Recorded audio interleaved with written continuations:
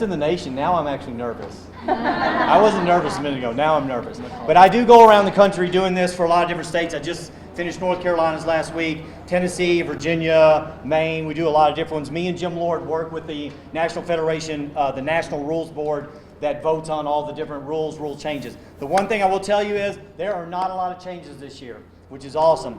Now, editorially, there are changes, and they're trying to organize and get the book cleaned up. Next year, I believe there's going to be a big editorial change. As a matter of fact, that's the goal. And I think after next year, it will read a lot easier for you instead of having to look on 2 and 3 places sometimes under the current structure, okay? But from an actual rule standpoint, there are not a lot of changes, okay? But one of them that I do want to cover, so I'm going to jump into the middle because I'm going to use them to demonstrate. And actually, it's the stunts we were just talking about, the cartwheel dismount stuff is a great way to visualize this.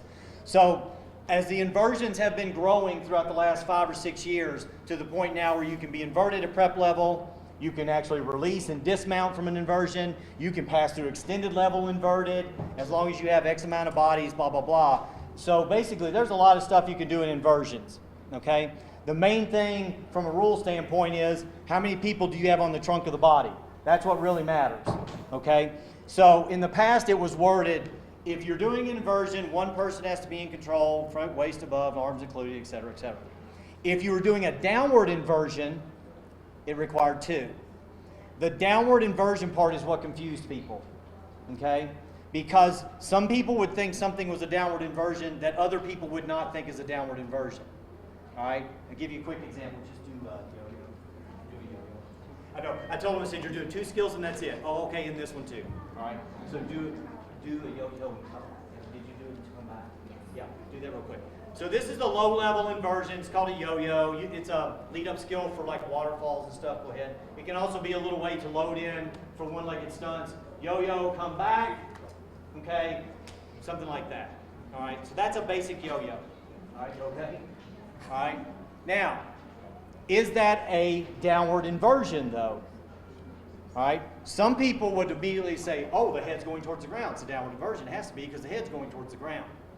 But really, most yo-yos are not downward inversions because the rule of downward inversion means while inverted, you are lowered, your body is lowered to the ground. So the hips move.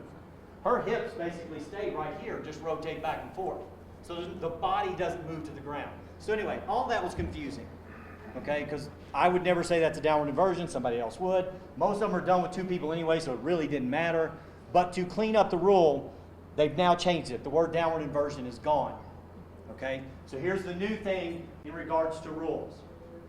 All right, and it's all about where is the support when the inversion starts. And this is the easiest way to explain this. Give me the double base tie stuff. Okay. So if you have an inversion with support below shoulder level, one person has to be on the trunk of the body controlling it. So here we are in a double base thigh stand. Where is the point of support? Right down here, right? Here's where she's being supported. She's standing on their thighs. Is that below shoulders? Yes. So if she goes inverted somehow out of this, how many people need to be controlling her? 1. So now let's do a cartwheel dismount from here. Okay? That takes 1 person.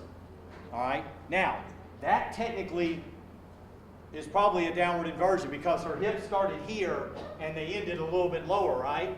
So last year you'd have had to try to squeeze someone else in here or she'd have to turn into it, all which are not even good technique for the stunt. This is much better technique, no increased risk of injury, cleans up the rule. Does everybody understand what that is? So I'll show it to you one more time. Now, the thing to remember is, because she can't see her, and she really doesn't have hands on her, even though she is using her for support, she can't be counted, because she can't see her, number 1. Okay? So your one person is actually this guy, the person in the back who's on the hips. Okay? Go ahead. So she just comes down, wraps, we won't get into the technique of it, but that basically is legal. He makes it legal by controlling her down. It's not her making it legal because she can't see it. Everybody cool on that? Okay, now we'll show you another one. Slide across. Yeah, okay. So now we're going to do this from, So this is probably one of the harder versions of a cartwheel dismount. Okay? Over shoulders. Ooh, very good. All right. Now, we did that with 2, right? Here's number 1. There's number. Give him a look at this.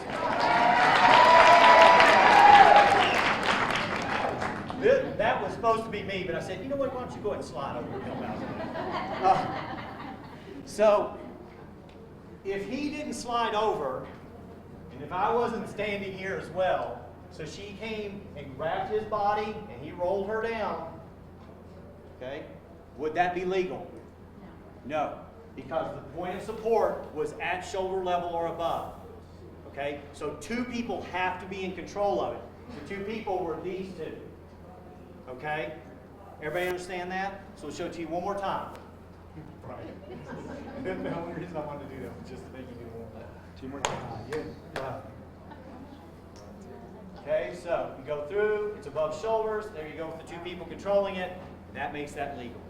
Everybody understand that rule. So there's no more downward inversion, it's about where the point of support is. Like when you do waterfalls, most of the time it'll drop to right in here. Okay, that's at or above shoulder level a little bit. So 2 people have to be on it, but nobody really does single base waterfalls anyway. They're almost always, they're always done with 2. Okay, any questions on that rule? Awesome. Give New Mexico a big round of applause again. Thank you. All right. So I'm going to go back to the beginning. I'm going to go back to the beginning here, and we're going to run through this. Like I said, there's not a whole lot of changes. These emails right here, if you ever have any questions on rules, you can email any of these 3. The first one is Jim Lord. Everybody know who Jim is? Executive Director of ACCA. Okay. The second one, that is me. The third one is rules at ACCA, which will also go to Jim Lord. Okay, I know, I agree totally. Yeah. All right. Also, if you ever have a question, you can go to cheerrules.org. That's cheerrules.org. We'll show it to you at the end.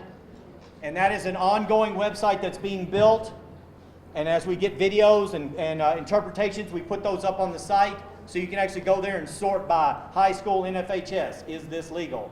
High school ACCA, is this legal? Which, by the way, ACCA and NFHS are almost exactly the same now. They're not worded the same, but the rules are the same. Yes. Yeah, no, I have a slide at the very end that'll have it. Okay, so anyway, that's your question, people, along with whoever New Mexico is. I'm sorry, I don't know who all the New Mexico people are, if there's multiples. I'm just giving you some national people that you can ask, okay? All right, so a lot of the changes are actually definitions. So we're going to run through these pretty quick. They're all fairly simple. If you have any questions on them, please stop and ask me. Flat backs. Flat back used to say straight body, so people would, especially sometimes rule interpreters, because they would say, look at me, I've caught something. They would say, if I'm in a flat back and I bent at the waist and maybe put my feet up, they would call that illegal because it's not a straight body position. That's not the intent of the rule. That's not why it was written that way. So it was actually rewritten, okay? So that it says no longer the entire body, one or both legs can be in an L position or a pike position. All right, so you now do a flat back with your legs up. Okay? Flat back was talking about the torso. Any questions? All right, drop. Whew, this one, there's a lot of debate on the definition of a drop. All right? But basically, landing on the performing surface from an airborne position. So when you're reading rules on drops, in particular dance, where this is more prevalent in the dance part than it is in cheer, except for knee drops, okay? That's the definition that you're working with now, all right? This means that if you don't leave the ground, it's not a drop, okay? What this does allow for cheer in particular, it now allows you to do back handsprings and push-ups again. Technically, those were illegal last year by the way they interpreted drops. Okay, so this is now legal again. Everybody understand why? Because she didn't leave the ground, right? She was in a handstand. She just fell to that position. She never jumped off the ground with her hands. She fell to a push-up position. Okay? Again, not a huge deal, but just another definition that they changed. The toss definition was changed, and this was more to clarify and clean up than anything else. because the toss rules were written for tosses that were throwing for height. But as cheerleading has evolved over the last 40 or 50 years, things like toss to hands, no one's ever going to change. That's always going to be called a toss to hands. But the toss rules are not supposed to apply to a toss to hands, okay? Quick toss. The rules are not supposed to apply to a quick toss, but that's the name of a specific stunt. So the definition of toss now emphasizes the fact that beginning underneath the top person's foot or feet, okay? Because that's when you start throwing for height. When you're throwing from down here and you're throwing from under the feet, you're throwing for height, okay? Or you can get a lot of height.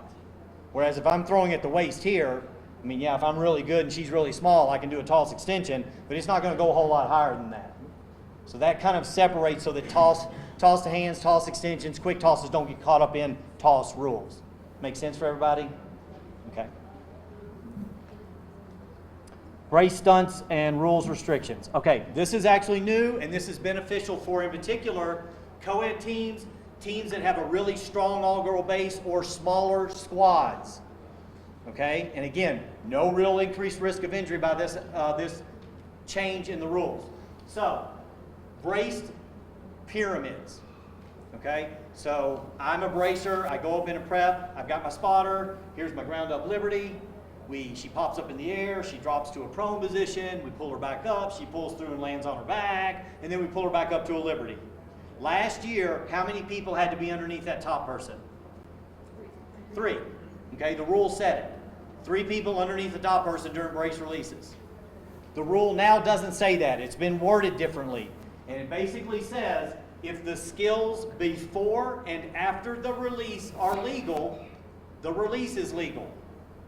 Okay? Now initially you might go, okay, what does that mean? That doesn't mean anything to me. Now, if you have a co-ed or a really good, like when we were showing in the stunt class, let's say we walked in that single base extension. I've got my base, and I've got my spotter, right? Okay? If I pop that up, I open up, my spotter faces me, we catch it in a ball back, we drive it back up to a single base extension with a spotter, one brace on there. Last year, would that have been legal? Is it legal now? Yes, because that stunt is legal. The single base extension is legal. So it cleans it up. It really helps co-ed teams in particular, and not to say because a lot of times guys they're bigger than the girls. They're size-wise, they're bigger than the girls. And it was hard to get 3 guys underneath them. It actually was a waste. Okay, they got in the way of each other. All right? So this actually makes that more smoother. It allows now less people to do a brace release if you're going to single base stunts. And the stunts are still going to dictate it. If you don't have single base stunts, you're still going to put 3 underneath it because you're going to do double base stunts. And that requires 3. Okay? But it does help smaller squads with some good all-girl bases or a co-ed team. Does that make sense for everybody? Any other explanations to it? We're all good on that. We understand that. Awesome. Okay. Already went through all that. All right. Slight change on this one. Okay. So release transitions are legal provided all the following. The skills before and after. Oh, we already went through all that. Sorry. I thought I was on the next slide. Okay. On one of the exceptions last year, they had the exception that multi-base multi-base low to highs or multi-base TikToks were legal without a brace, like what we taught in that class. Okay?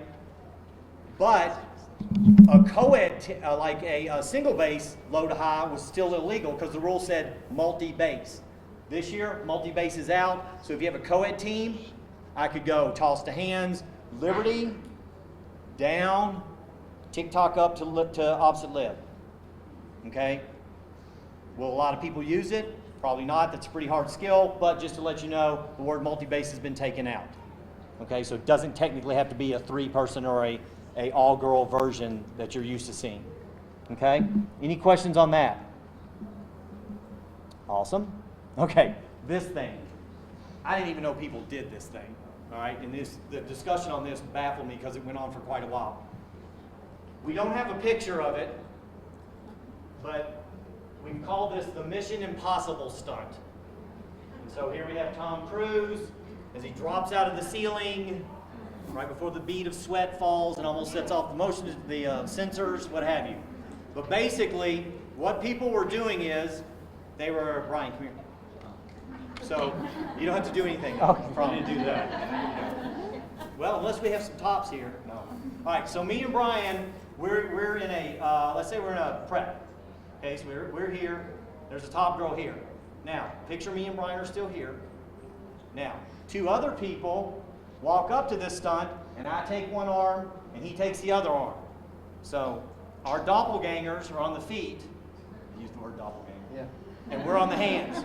So then what they would do is, we'll come back to here, they would go 1, 2, down, they would do this, pop it up, and drop them to this position.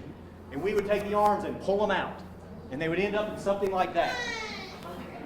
I have no idea why people did that. But anyway, don't do it, it's illegal. Right?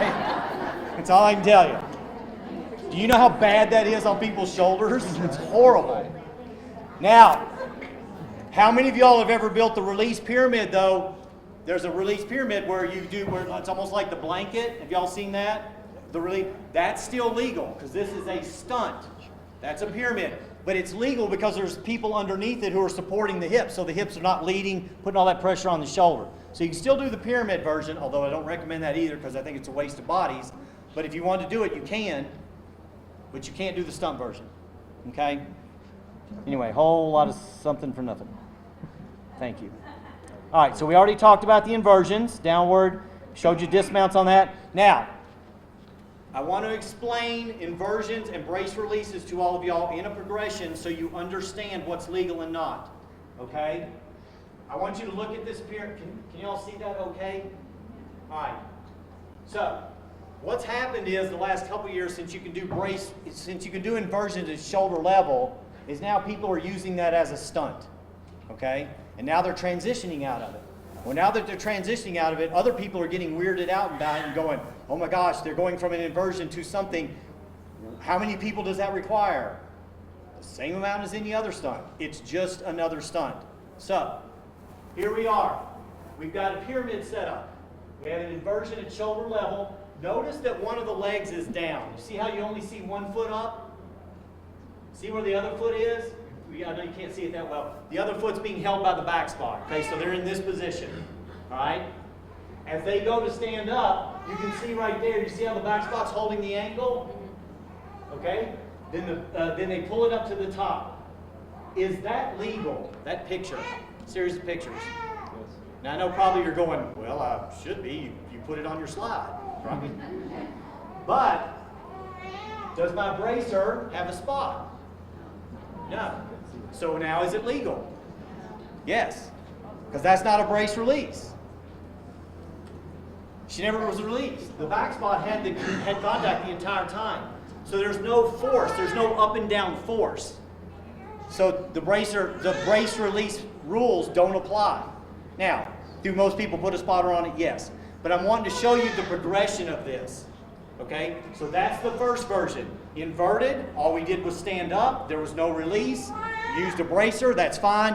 Technically does not require a spot. Everybody understand that? Okay, next one. All right, now on this one, look at the setup. How many feet do you see in the air? Almost always when you see 2 feet in the air, you can bet it's going to be released. Okay, that's the giveaway. If you see 1 foot in the air, it almost never is released. If you see 2 feet in the air, it's almost always released. Okay? So now the same movement happens, and you can when you see it in action, you can see the difference. It goes a lot higher. It looks totally different than where you hold it, because the one you hold usually rolls through prep level and goes up. Okay? So they go through here, they release, lands at the top. Guess what the bracer has? A spot. Okay? Now they're inverted and they went up. Do I have to have 2 bracers? No, it's just another stunt. Okay? That's what's confusing some people, because they're getting confused with brace flips. Okay? That's not a brace flip. The feet don't pass over the head. They're already on top. They just stand up. Everybody see the difference? Okay? So the third version of this whole inverted thing is the brace flips. All right? So does everybody understand that logic? Kind of the progression of doing those. Okay? Cool. All right, brace flips.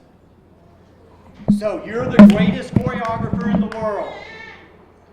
Okay? I don't know who that is out there, but you're the greatest one in the world.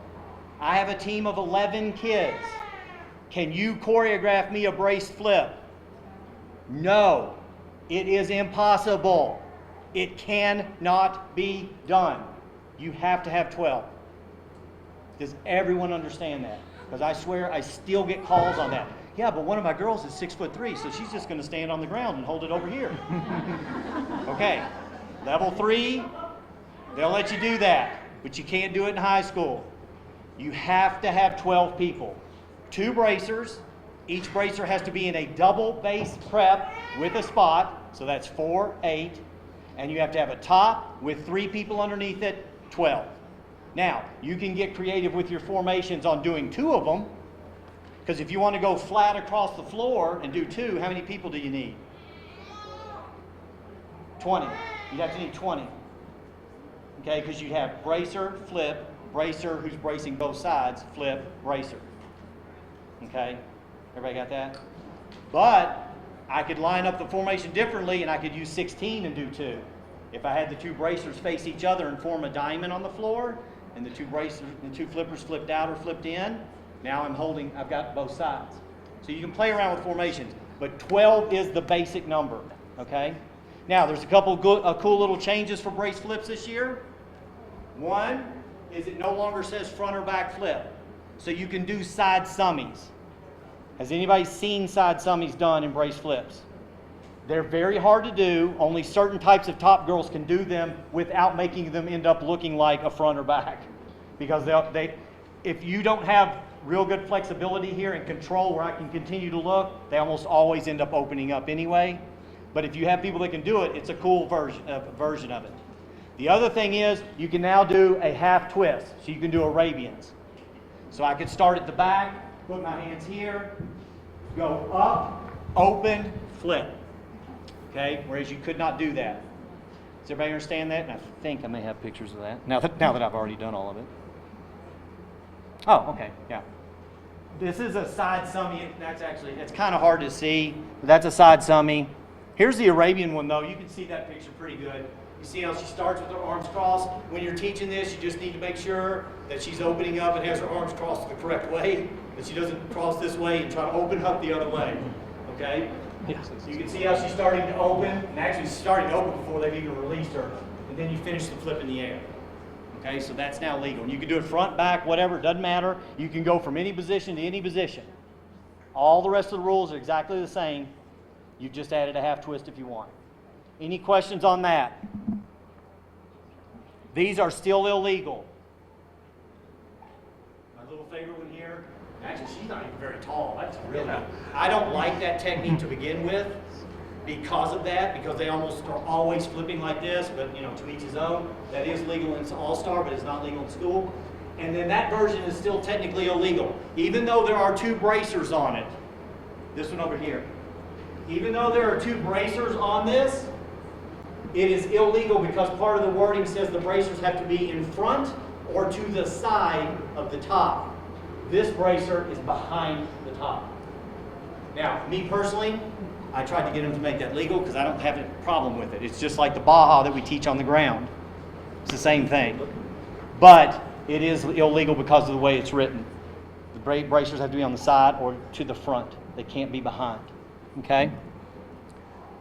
And then there's probably one of the worst. This is probably one of the worst versions of trying to do this. Not only do they have the bracer on a shoulder stand with no spot on the gym floor during a game.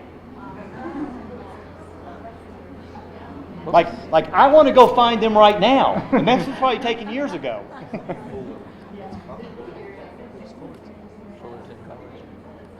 We're pretending it's a high school college. All right. Okay. Any questions on the brace flips? So you can now half twist. You can now do side summies. One other thing to make sure everybody understands. What positions can I throw a brace flip from? or let me rephrase. Is there any position that I cannot start a brace flip in? Any position? There's no position. You can start from anything. I can start on the ground, in a low, at a prep, from an extension, from an inverted stunt. I can start in anything. What can you land a brace flip in? There's one thing you cannot land in: an inverted stunt. Because we don't want you building up this force and then having the top girl going head to the ground, but because she has to be braced, her arms are not leading anymore. She's now leading with her head. So you cannot brace flip to an inversion, but you can start in an inversion and brace flip to flat back, cradle, stunt, what have you. If you want to go extension, back flip to extension, more power to you. Not a lot of teams can do it, but you can give it a whirl. Only if you think you're able to. Hey, Cowboy said we can try it. Let's go ahead. Let's go try this. All right.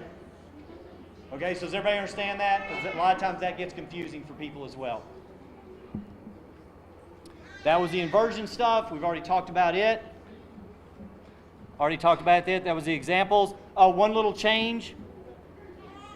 Last year when they made inversions legal at shoulder level, they made it where you couldn't hold props. This year they've gone back and they've said if you come off the ground in an inverted position, you're allowed to hold props. So you can do the handstands, pull up to a shoulder straddle, and you can come up with a sign. Last year you couldn't do that. But only off the ground to an upright position. Like if you're in an inversion at shoulder level, you can't have palms in your hand then. Does that make sense? So it kind of helps make you allowed to, keep your cheers practical, but jazz them up a little bit. Suicide kip. This is another thing. I didn't even know people still did this, but it was discussed for a really long time. Basically, you cannot back handspring, collapse, and kip back up. Everybody understand that? I could do it anyway. Yeah, I'm sure I can show that. Brian, can you demo that for me? That's right. I can demonstrate the first part to where I crumple into the kipped position. Then a couple of you all will have to come pull me back up to the upright position. And then it becomes an inverted stunt and it doesn't matter. All right? So anyway, suicide, and again, that's more of a dance rule. Dancers, this is a move done in dance more so than cheerleaders would ever do this. Okay? But now you can't do it. Here is the cheerrules.org. Okay, this is what the site looks like. It has video. Oh, and actually, guess what video is showing? The series of flips that are now illegal that we were discussing in the last class. That's the video clip right there that shows it. Okay? Anyway, so cheerrules.org, you can go there to take a look. And I must be done because it's not moving anywhere. Does anyone have any questions? Is there anything for dance? Anything from what you've had happen in the past? Anything you were confused about from in the past? Dance? Anything for dance coaches in here? No? There are some in here. There's dance? No, do you have any? Okay. I know I said there's dance coaches and I didn't know if you had anything else for that. That's why those are the two things that were towards dance more so than cheer. Okay. I think so. Thank you guys very much. Do you need this?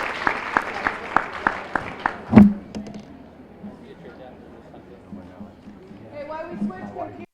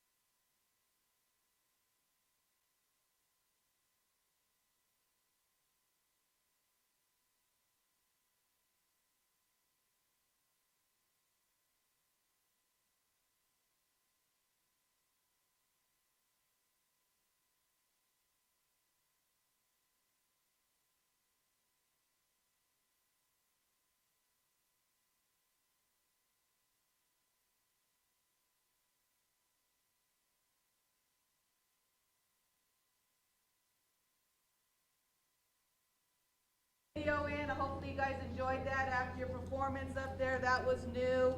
All of you going up and just looking and being able to talk about your tech deductions before they were deducted, that was good as well. Speakers on the floor. You guys yelled at that 2 years ago. We had speakers on the floor, and I think that was a big improvement. So little things like that will continue to improve on.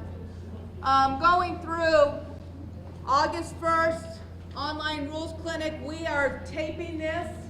So this will be online on August 1st, so you'll still see what Bill had. You'll be able to go on top on there. We also probably will put some of the stunts that he had done online so you guys can review yourself. I know a lot of you are very interested in that. First day of competition can be November 2nd. That's when the competition season starts. And the one that you should be interested in is the State Spirit Championships are April 1st and 2nd. And I kept getting, why is it a week later? Well, if you look at your calendar, the week that we usually have Spirit is Easter weekend. So we had to go the following weekend. We will have state basketball at the pit. Then the rodeo competition always goes in, and then it's usually us. But that open weekend was Easter. So that's why it's April 1st and 2nd. The following year, we will go back to the weekend before, depending on when Easter was. And then February 19th, that's when registrations are due. So you need to make sure it's in that, on that date, your registrations for state competition. Forum sanctioned competitions, if you haven't seen those already, they are on the website. I started receiving forms for competitions the day after state competitions this year. So if you want competition, you need to get them in, which to me, it was exciting because you guys are understanding the process. You know, we want to have a competition, it's getting larger. What we need to do though, is we need to make sure we expand our judges. We need to have more competitions, and right now I have one north-south on one weekend, and that's about max that we can do. We need to get to a point where we can have 3 or 4 in the same weekend. We're getting there, but I need your help with that with judges. So make sure you know you need 3 sanctioned competitions. The other thing is, years ago, we had to declare whether you were competitive or not competitive. There's no declaration anymore. That's between you and the school. Okay, you don't need to tell us any of that. You just need to be in 3 competitions before you sign up for the state competition. It's between you and them, whether you're going to do sideline, whether you do competition, whatever you're going to do. So you don't need to tell me anymore. Just sign up if you've had 3 competitions. This one I'm a little bit concerned about. And I'm concerned about this with our athletic teams as well, but in spirit I'm concerned. There is a rule that you can only compete against member schools.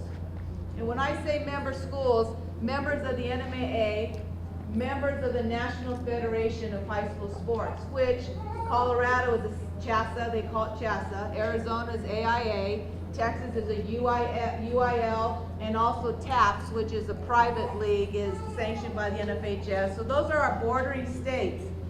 However, a lot of you guys are going on to national competitions. You need to make sure you're competing against high schools.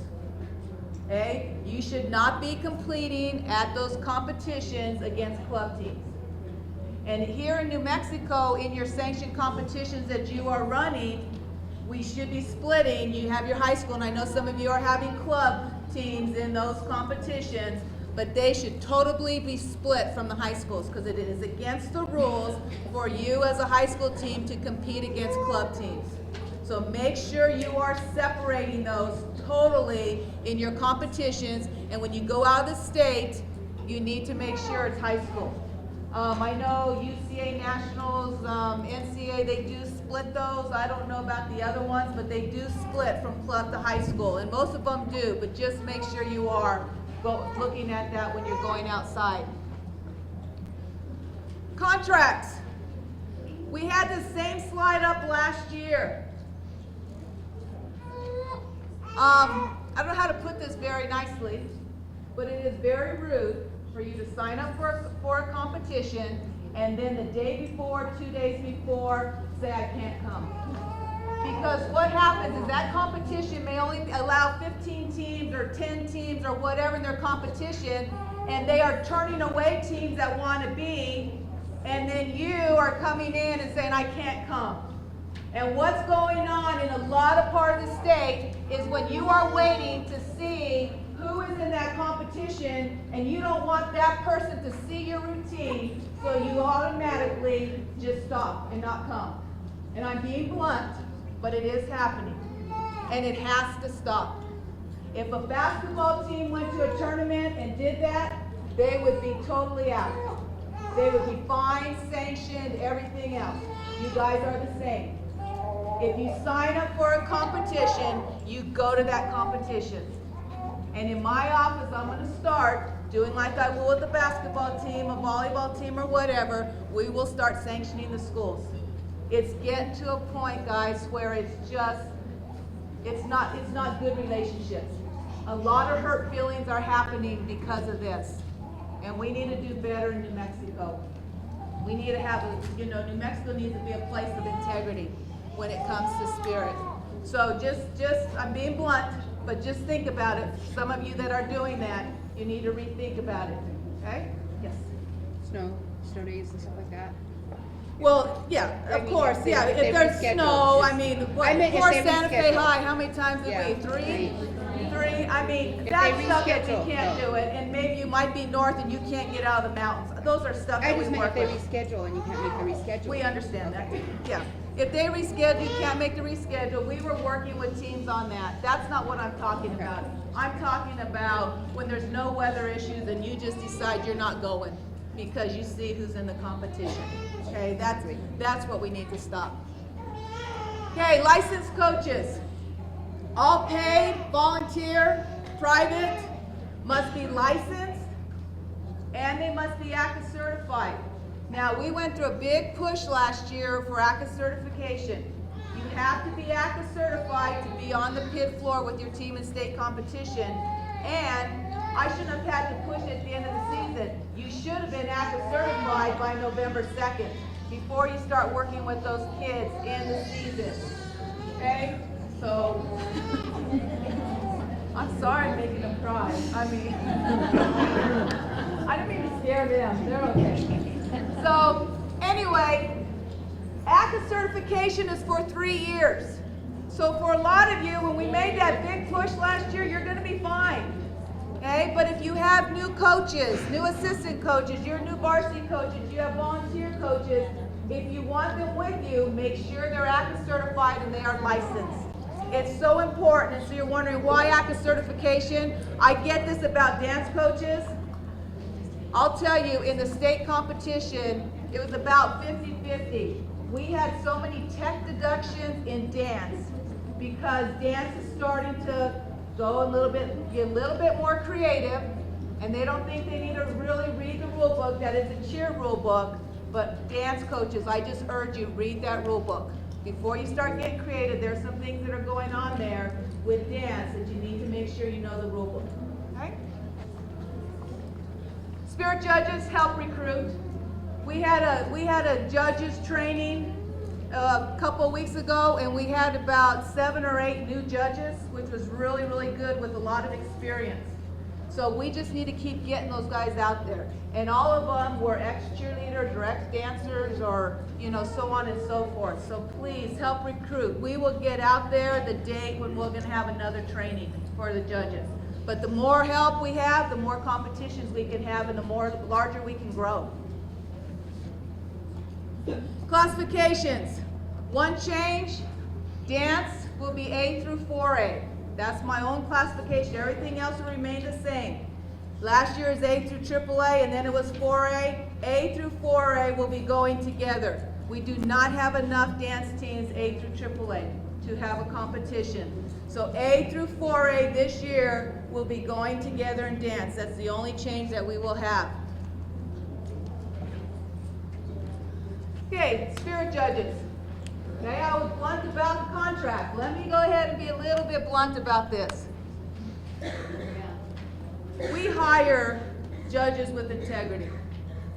And I hope where I'm not even really in the spirit world, I haven't been in the past, I'm in the spirit world now, but I haven't been in the past.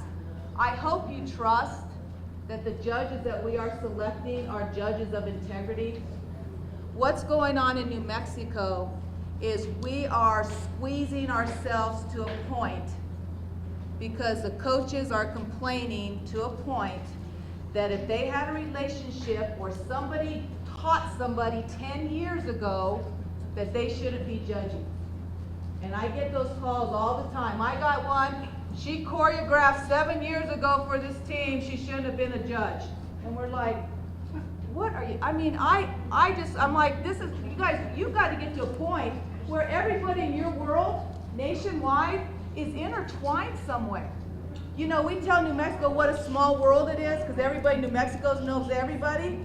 Well, in the spirit world, everybody in the nation knows everybody. Somewhere, somehow, everybody's connected. And so we have gone to 26 judges. And if you go to the next slide, I want to show you guys something. 2011-12, before I took over, we had, I think, maybe 4 or 5 judges max, the whole competition. We spent $8,000.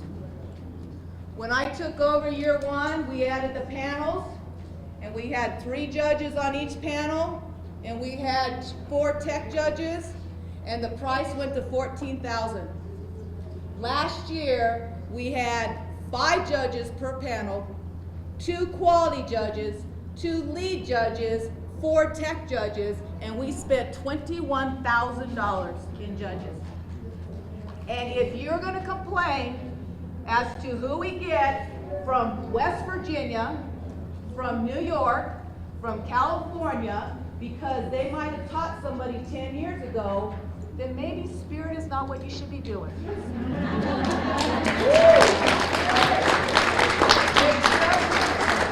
I'm a basketball coach, and yeah, it's easy, okay? You put the ball in the basket, it's 2 points. You're choosing to be in this type of judging sport. And it's in gymnastics, it's everywhere. But guys, please don't squeeze me anymore because judges are not wanting to come because they're getting complaints because they might have had a relationship 10, 5, 6, 4, whatever years ago. So let's try to get better at this because we do our best. We secured judges last year in September. We didn't release them. We had airline flights for all of them. And it's just very difficult. Very, very difficult. So all I'm asking you guys is I feel like I'm a person of integrity, trust me. That's all I'm asking is for you to trust that who we're getting out there are the best judges possible. And they have been very, very good. I know when you don't win, and that's another thing I'm gonna get on my soapbox on, but I know when you don't win, it's always the judge's fault. Always. Guys, you need to look at the video when you go up after competition because it's not always the judge's fault. And when you look back at it 2-3 months down the road, then you really look at it closely and you're realizing, wow, this is where I need to improve for next year. So anyway, I'm off my soapbox on that, but like I said, please trust us. Please trust us. And if I put any single one of you as a judge, I would trust you. I would trust you that you would judge any competition in New Mexico with integrity. And so you need to trust everybody else as well. Score sheets will not change for 15-16, same score sheets. Okay, they will, for 2 years we're having the same score sheets, like I'm all excited. Okay, they will be the same, we're not gonna change. So I think you guys know from last year's competition what they're like, you're gonna have the same score sheets. Spirit Championships, the one thing here, no CDs. Okay, that was our mistake a little bit. There was in one pamphlet that you could have a CD. Some brought CDs. The system does not work well with CDs. iPhones, iPads, Androids, anything but a CD.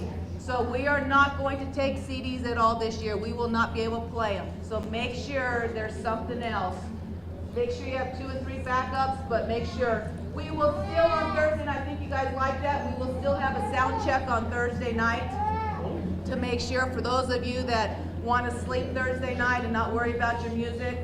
So you can come Thursday evening. We'll have that 2-hour window we did last year as well. Also on that same schedule as last year, flip-flopping. This time dance goes first, cheer goes second. So we'll be flip-flopping that. Okay. Let's go back. Okay, any questions? Okay, before I go to my last slide and I want to talk about one thing. I give many trophies out in sports.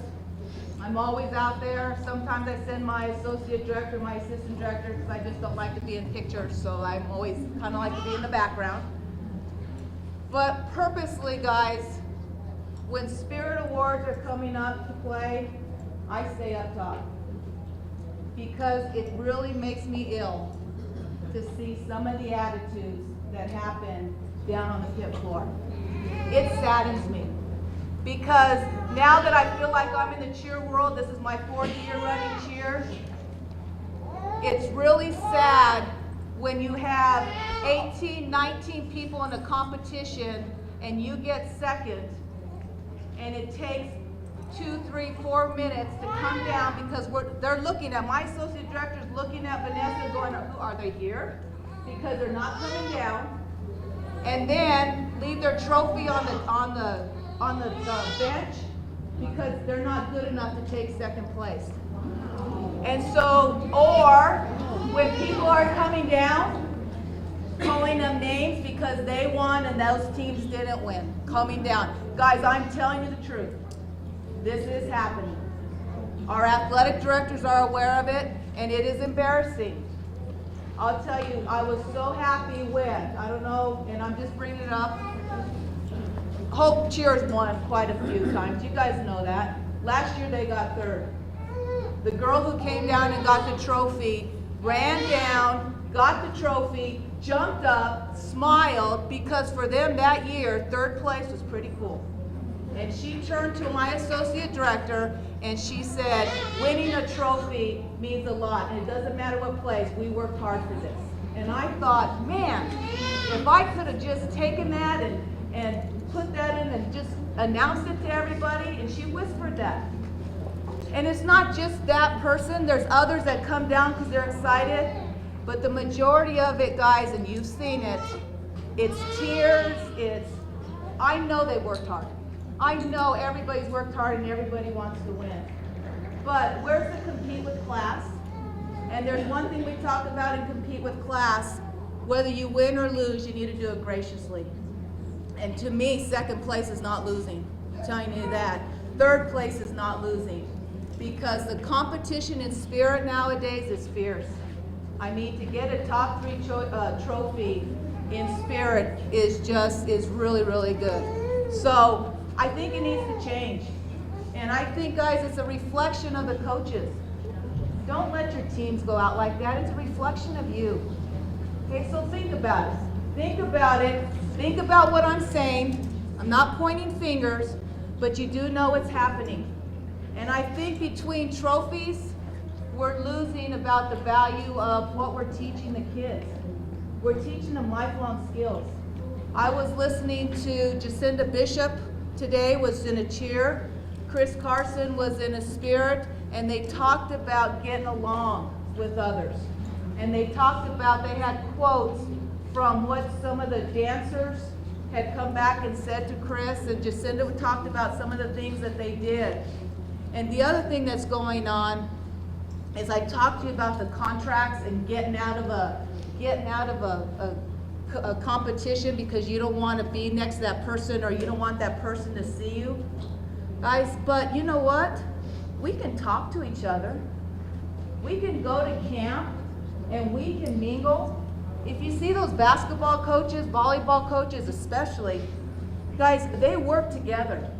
And it's just not all about them, and there's not an enemy. You're the enemy because you're my competition, or you're the enemy because you are choreographing this group and you're not choreographing my group. I said, we need to get together. This spirit world, guys, I'm telling you, I enjoy spirit. I told you last year I would give up basketball coaches and volleyball coaches and stay with spirit. I'm not giving up spirit. Okay? But I want to change, guys. We need to change this. We need to change our attitudes. And it starts with you.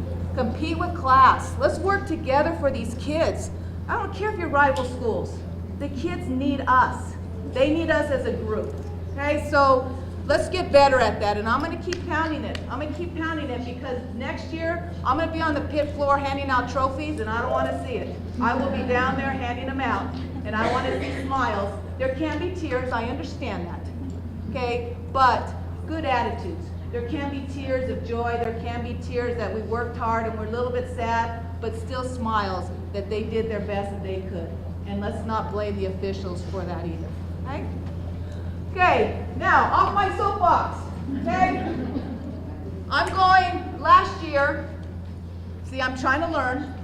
I went to UCA Nationals in Florida, and I'm learning. That's where the video came in, and I'm all excited getting these little things. This year I'm going to go to dance, so I can see that world and see what we can enhance dance with. But there's one thing that I am looking at. I'm not telling you it's 100% sure, but I am looking at for 2016-17. So it's not this year. I just want to start getting this in your head. On Fridays we have game day competition in cheer. We are losing what is game day. We are losing the band cheer, the sideline cheer, the halftime cheer. We're losing all of that because all we're thinking about is choreography. And we have 2 competitions on Friday and Saturday that deal with choreography. And so what I'm looking at next 2016-17 is to change Friday to what we call game day. And if you haven't seen game day, it's the new and upcoming thing nationally. In fact, Texas this year is doing their whole competition totally on game day. What game day is, you have 3 elements, and it will be an audio cue. You will not know what's coming next. So the announcer will say, and here comes the band. We will have your fight song, and you would do your normal cheer that you do normally with your band. And then we will have a sideline, a normal cheer that you would do a sideline, and then you'll have a halftime, a normal halftime cheer. So it's going back to the basics on Friday. It's also going to be able to include some of those teams that are not competitive. Some of them are sidelines. If they would like to be in the competition on Friday only just to be there, that's fine as well. I'm going to show you this, and guys, I'm not telling you it's 100% happening. I'm just getting it out there. We got a year and a half away to talk about it. I'd like feedback on it, but I'm going to go ahead and show you what an example is. And before we get started, the audio has already given them 1 cue. On the ramp, you would be given your first cue, what you're going to go out and do. So hopefully it's on here. Is it there? We don't have a microphone, do we? Wait, we should be good. Down there. Oh, is it? Just a second. We'll redo it. Oh, that's not the microphone. That's for us. No, I think. I can reach all the way over here. Why don't you stop it, Jeremy?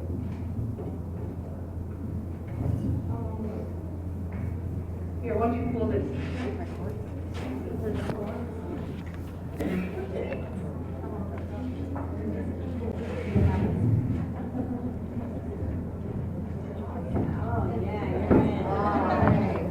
Okay, we're going to restart it. So again, I don't need feedback, guys. This is something that this is the way of the nation going with game day.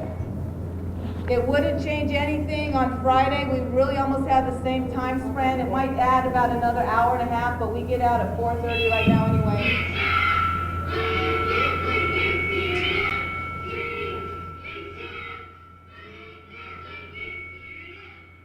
Okay, right now they're doing a sideline, and they can get already, but they were going to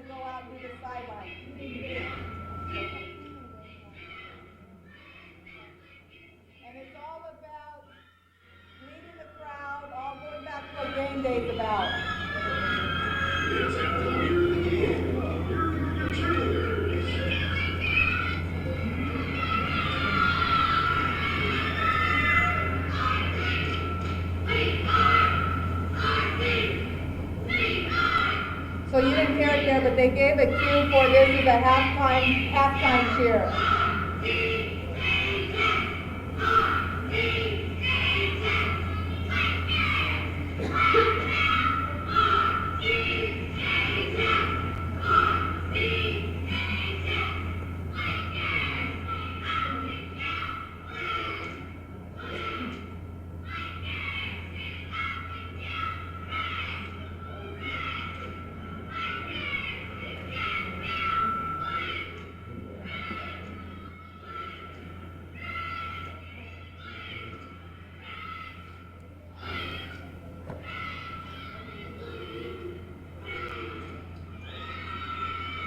Now they give them a cue for the band.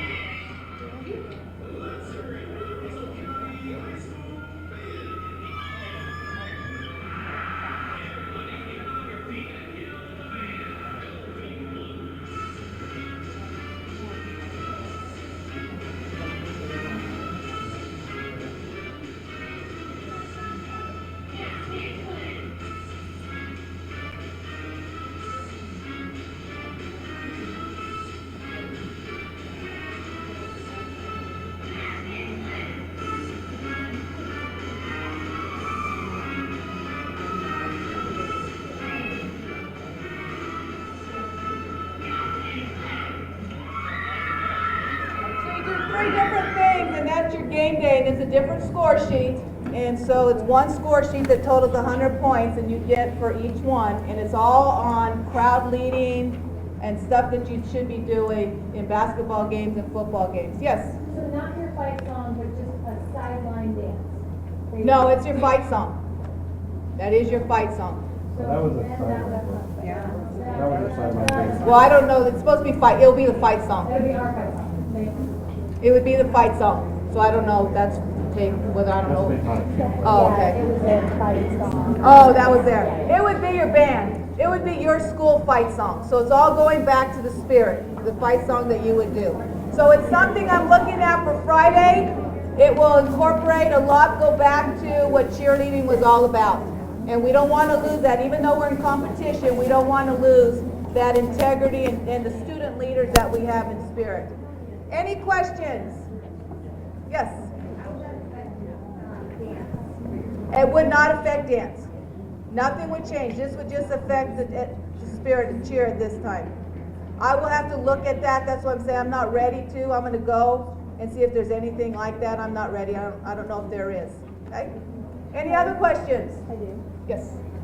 So are those scores combined for an overall state, or are they separate? We would still combine. It's just changing the game day. You had 100 points based on what the criteria you guys did then, and now you still have 100 points, but it would be on that day. So it wouldn't change anything. It's just changing the format for game day. Yes. Okay, so if you were going to combine it for a score for the second day, how would you rank teams who are only competing? They would be in the separate. first day? They would be in their separate. own separate, okay. They'd be in their own separate. It just gives, I know Hobbs, I don't know if you guys are gonna compete this year or whatever, but they've been mostly sidelined. It would allow somebody like Hobbs, if they didn't want to do the choreography on Saturday, they could come and at least experience what a lot of people experience on that weekend. Yes? And would you just be looking, would you set those requirements as far as time? Yes, there's a time, and I think you have a minute and 20 seconds for each one, or there's some time criteria I'd have to get in there, but it would still be within, I know on game day for cheer, we go down to a minute and a half, and it's like 4 minutes warm up. We would just have to expand that to the 5 minutes that we do on Saturday. It's just going to expand it by 1 minute each one. That's the only change. Any other questions? Guys, thank you so much. I'm sorry I got on my soapbox, but I appreciate you, and if you need anything, let me know. It's Rule Book